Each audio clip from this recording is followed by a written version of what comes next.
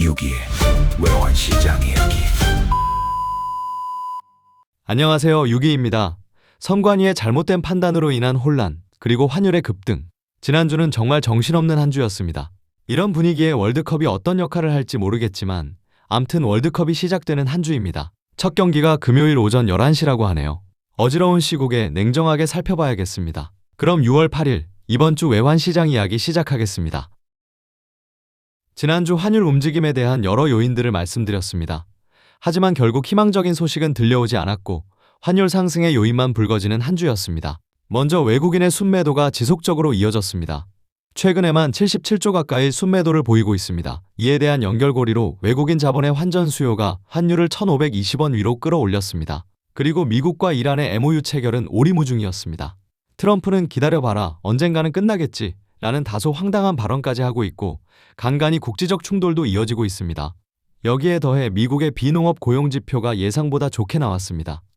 예상치의 2배를 웃도는 고용을 보이면서 어라, 미국 경제 괜찮네 라는 인식을 주게 되었고 그래서 물가를 잡아도 되겠다는 분위기로 가고 있습니다.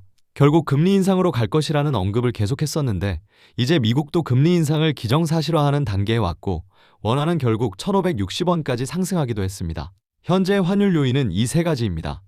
여기에 더해 지난 주말 미국 반도체 관련주들이 크게 하락하며 마감한 것이 월요일 국내 증시 역시 큰 폭 하락을 예상하게 하고 다시금 외국인들의 순매도가 커질 것으로 보여집니다. 환율의 추가 상승을 예상하게 한다는 것입니다. 지난 2009년 리먼 사태 때의 1,597원, 1,600원 선을 다시금 이야기할 수밖에 없는 상황입니다. 지난주 1,500원 선에서 등락을 보일 것이라고 분석한 것에 대한 사과를 먼저 드리겠습니다. 그리고 이번 주는 어쩔 수 없이 범위를 넓힐 수밖에 없겠습니다. 위로는 1,600원, 아래로는 1,500원 사이를 생각하겠습니다. 요인을 살펴보면 일단은 미국 반도체 관련 주식의 하락이 오히려 외국인 순매도를 어느 정도 안정시킬 수 있겠다는 생각입니다. 그리고 현재 일본의 엔화 역시 160엔을 넘어가 있는데 일본 당국의 개입 가능성과 우리나라 외환 당국의 개입 가능성 역시 주의 깊게 봐야 할 부분입니다. 미국은 이번 주 물가 관련 지표를 발표합니다. 10일 소비자 물가지수와 11일 생산자 물가지수가 발표됩니다. 소비자 물가는 2023년 이후 다시금 4%대로의 상승을 예상합니다. 지난주 미국의 고용시장이 크게 안정되는 모습을 보인 것이 이번 주 미국의 물가 상승에 대한 우려를 잠재울 카드가 되었고 소비자 물가가 4%를 넘어서는 것으로 발표되면 금리 인상의 기대감이 더욱 커져 달러는 강세로 갈 전망입니다. 이에 대한 분위기는 유럽에서도 비슷하게 나타나고 있고 물가가 올라가고 성장률이 떨어지는 유럽에서는 물가를 잡기 위해 금리 인상으로 방향을 전환할 것 같습니다. 11일 저녁 현행 2.15%에서 0.25% 인상한 2.4%까지 인상할 것으로 예상하고 있습니다. 다음 주 있을 일본과 미국의 금리 시장에 대한 망설임을 유럽이 먼저 털어주는 모습이 될지 지켜봐야겠습니다. 미국과 이란의 종전 협상이 성과를 보인다면 환율 측면에서는 하락이 될 것입니다. 정리해보면 외국인 매도가 지속적으로 이어진다면 1,600원도 간다. 그리고 미국의 물가 관련 지표가 4%를 넘어가며 나쁘게 나온다면 금리 인상에 대한 기대감이 증가하고 달러는 더욱 강세로 갈 것이고 환율 상승의 요인이 된다는 것이 위쪽으로 가는 예상 그림이고 반대로 반도체 관련 주식의 하락으로 삼성과 하이닉스의 주가가 떨어지면 외국 펀드들의 포트폴리오상의 한국 주식의 비중이 내려오는 거라 국내 증시 매도에 조금은 쉬어가는 모습이 나올 수 있고 이는 환율 하락의 요인 그리고 일본과 우리나라 외환 당국의 시장 개입이 강하게 나온다면 역시 하락의 요인이 될 것입니다.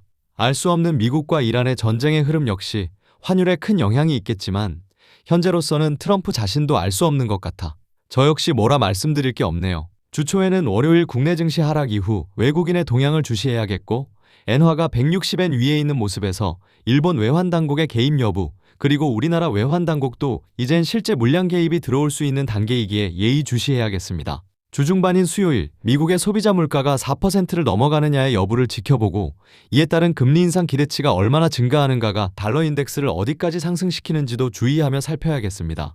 11일 유럽의 금리 인상이 사실상 확실해 보이면서 금리 인상 이후 유로 강세가 달러 강세를 약간은 저지할 수 있는지도 지켜봐야겠습니다. 어지럽고 혼란스러운 단계입니다. 차분하게 냉정하게 살펴봐야겠습니다. 주간 경제 일정표입니다.